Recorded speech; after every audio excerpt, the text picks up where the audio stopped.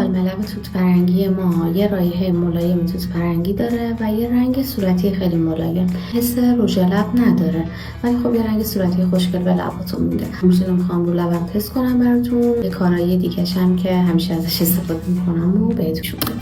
این رنگش رو ببینید، بالملو رو زیاد نیاز است که از بوته خارج کنیم، به خاطر اینکه خب بافت نرمی داره و ممکنه که بشکنه. شبیه مثلا بالم صنعتی نیست که شیمیایی باشه و خیلی سفت و سخت باشه. کارایی بعدی